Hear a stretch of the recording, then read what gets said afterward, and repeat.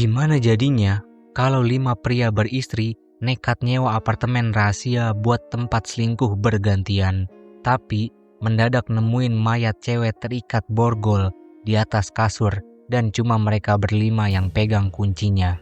Nah, karena ini adalah alur cerita film The Love. Bersiaplah melihat aksi saling tuduh dan bongkar rahasia busuk antar sahabat yang benar-benar di luar nalar. Apakah mereka bisa nemuin siapa pembunuh aslinya atau malah saling bantai di tempat? Yuk, langsung kita bedah alur ceritanya sampai habis Sobat Kelar. Halo Sobat Kelar, apa kabar kalian semua? Balik lagi sebelum gue Bang Kelar dan selamat datang di channel 20 Menit Kelar. Sebelum mulai, boleh minta like, share, subscribe, dan komen film apa yang harus 20 menit kelarin selanjutnya. Karena film panjang, santai, 20 menit kelar. Film dibuka di tengah guyuran hujan deras pada suatu malam di sebuah kota besar.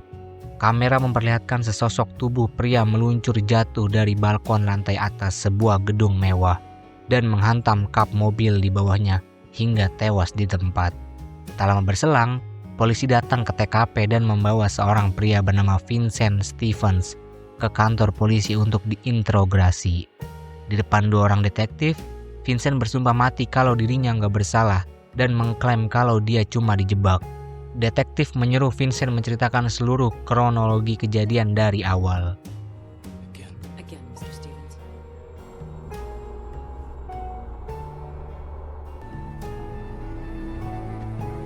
Kisah berlanjut di pagi hari saat seorang pria bernama Luke berjalan membawa belanjaan menuju sebuah loteng atau loft mewah milik Vincent. Namun, begitu melangkah masuk ke dalam kamar, Luke terperanjat kaget menemukan sesosok mayat cewek tergeletak dalam kondisi kedua tangannya terborgol di atas kasur. Panik setengah mati, Luke langsung menelpon Vincent. Begitu Vincent sampai di lokasi, dia meminta Luke untuk nggak buru-buru menelpon polisi sebelum 3 orang sahabat mereka yang lain berkumpul. Luke menjelaskan keanehan saat dia tiba. Pintu loteng dalam keadaan terkunci rapat dan sistem alarm dalam kondisi mati, yang mana artinya si pelaku pembunuhan pastilah salah satu dari kelima anggota kelompok mereka sendiri.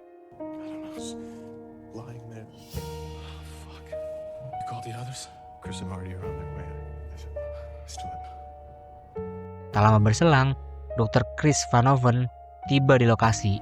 Pas melihat jasad cewek di atas kasur, Chris nggak sengaja menyebutkan nama saudara tiri laki-lakinya yang membuat Vincent curiga kalau Chris mencurigainya. Kemudian, sahabat keempat bernama Marty Landry menyusul masuk. Chris mencoba menggeser sedikit posisi kepala mayat tersebut untuk melihat wajahnya. Namun, gak ada satupun dari mereka yang mengenali siapa cewek malang itu. Dan, mereka semua bersumpah gak ada hubungannya dengan pembunuhan ini. Di sisi lain, Luke, Chris, dan Marty juga sedang diinterogasi secara terpisah oleh polisi. Berpura-pura gak tahu menahu soal keberadaan loteng rahasia tersebut. Ingatan melayang ke 1 tahun lalu saat Vincent mengundang keempat sahabatnya beserta istri mereka masing-masing ke acara peresmian gedung apartemen mewah yang dirancangnya. Di tengah pesta, Chris sempat diajak mengobrol singkat oleh Anne Morris, asisten dari anggota Dewan Joel. Chris kelihatan terpikat dengan Anne. Kemudian, Vincent mengumpulkan keempat sahabatnya lalu mengajak mereka naik untuk memperlihatkan sebuah loteng rahasia. Vincent menawarkan tempat itu sebagai surga rahasia bagi mereka berlima untuk bersenang-senang dan main belakang tanpa ketahuan oleh istri masing-masing. Awalnya, Chris dan Luke sempat ragu dan menolak ide liar tersebut.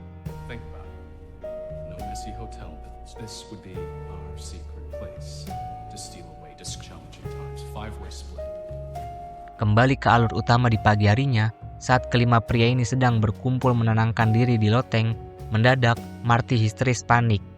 Dia menemukan sebilah pisau berdarah di balik selimut serta tulisan ancaman berbahasa Latin di balik bantal yang berbunyi Fatum nos iungbit, yang artinya takdir akan menyatukan kita. Chris yang mengerti bahasa Latin menjelaskan kalau ada kesalahan tata bahasa di tulisan itu.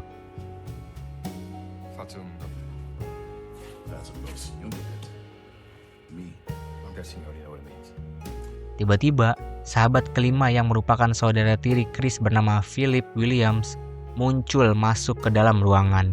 Luke yang emosi langsung menerjang Philip dan menuduhnya sebagai pelaku sadis. Namun, sahabat lainnya gerak cepat melerai mereka.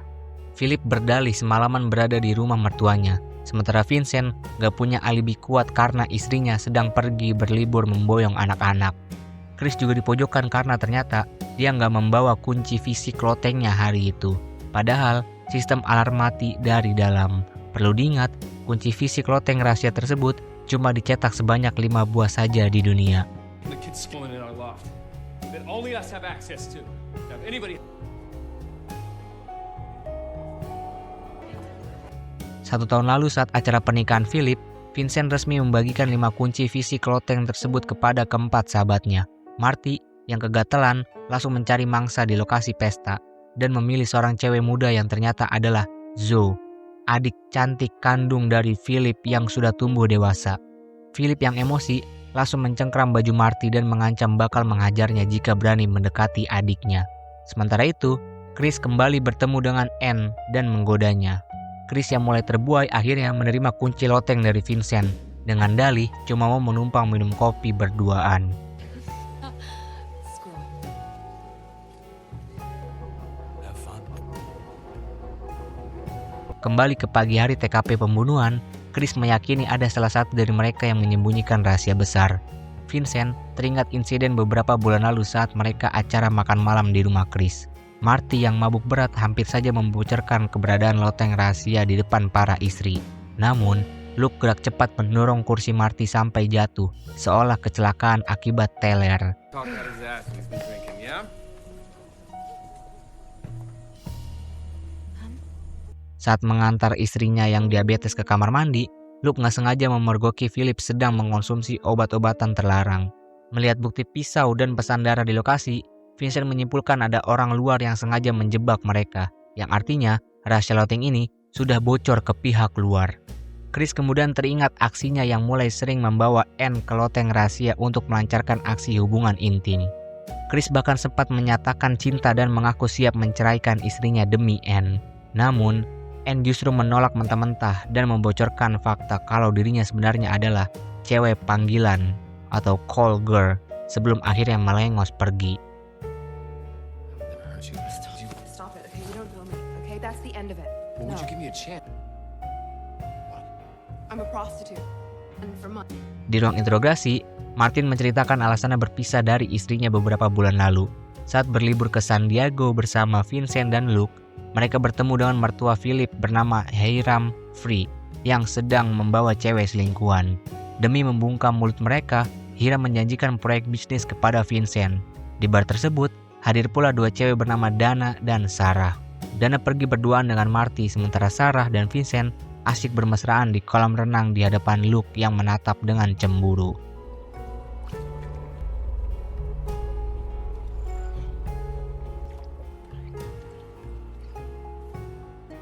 Kembali ke pagi hari, saat Vincent hendak membuang botol anggur bekas ke tempat sampah, Luke menahannya karena tahu Vincent sedang berusaha memusnahkan barang bukti. Tiba-tiba, bel pintu loteng berbunyi. Lewat intercom, terkuak kalau ada agen properti yang datang karena loteng tersebut terdaftar hendak dijual oleh cewek bernama Sarah. Kelar mengusir agen properti tersebut, Vincent akhirnya mengaku kalau mayat cewek di atas kasur itu adalah Sarah. Vincent membeberkan kalau semalam dia memang berhubungan intim dengan Sarah di loteng. Namun, begitu Sarah meminta status lebih dari sekedar selingkuhan, Vincent memutuskan hubungannya dan bersumpah Sarah masih hidup saat dia tinggalkan. Mendengar pengakuan Vincent, Philip mendadak marah. Philip menyambar pisau dari kasur dan berniat menusuk Vincent, namun ditahan oleh sahabat lainnya.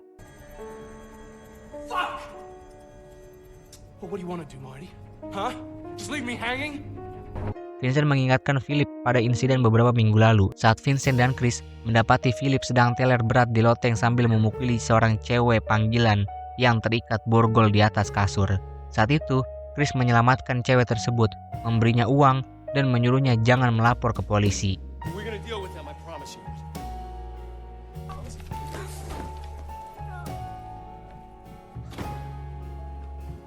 Karena semua rahasia mulai terbongkar, Luke akhirnya membuat pengakuan jujur yang bikin geger.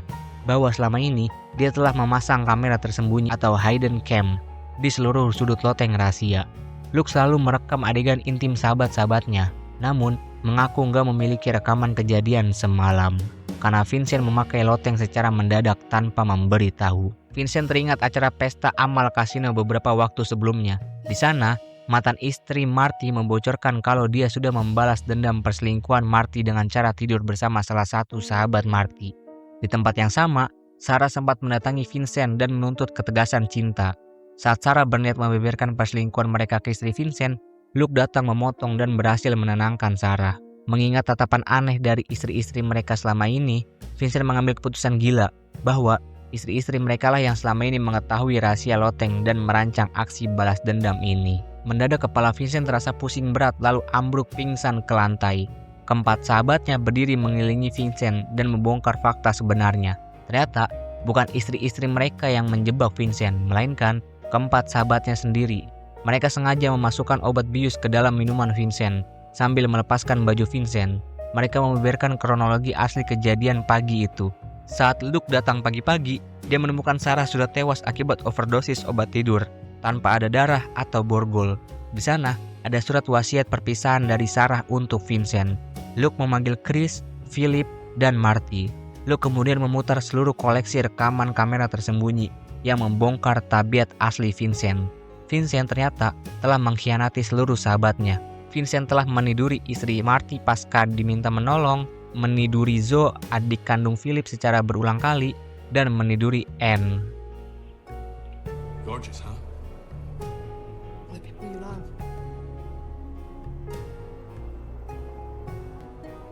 Sadar dikhianati, keempat sahabatnya sepihak menjebak Vincent sebagai pembalasan dendam. Marty, Chris, dan Luke pergi keluar untuk membuat alibi palsu, sementara Philip bertugas mengacak-acak TKP, memborgol mayat Sarah, menyayat tangannya, dan menuliskan pesan darah di dinding. Begitu Vincent pingsan, dipenuhi obat bius dan alkohol, mereka memborgol tubuh Vincent menyatu dengan mayat Sarah agar ditangkap polisi.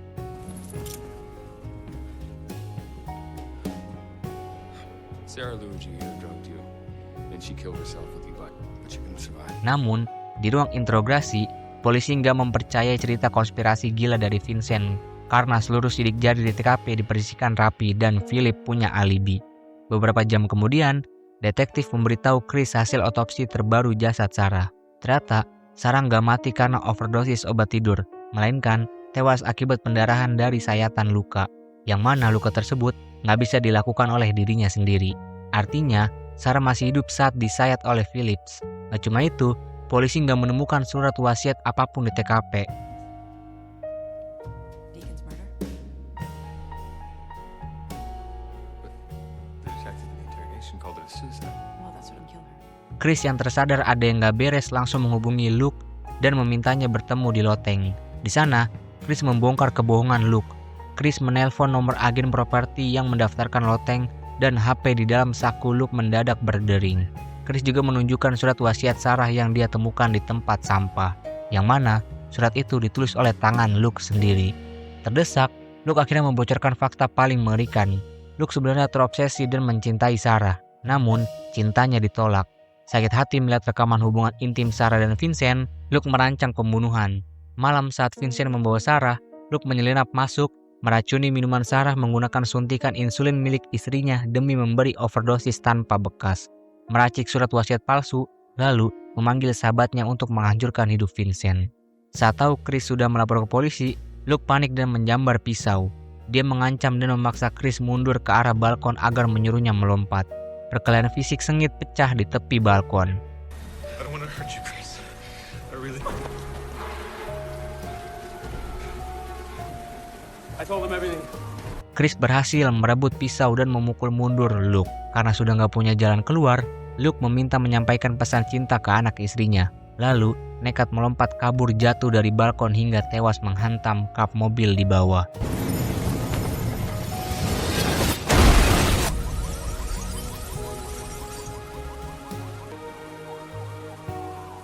Satu tahun kemudian, Chris yang sudah resmi bercerai sedang nongkrong di bar bersama Marty dan istrinya. Di area parkiran, Chris dihampiri oleh Anne. Anne mengembalikan kunci loteng rahasia, namun Chris menyebut tempat itu kini menjadi hunian tunggal bagi Vincent usai harta cerainya disita istri. Anne yang sudah keluar dari pekerjaannya kemudian mengajak Chris untuk menikmati secangkir kopi bersama. Dan film erotik misteri thriller yang penuh dengan aksi saling sikut dan pengkhianatan sahabat ini pun resmi berakhir Sobat Kelar. It's not all I've given up.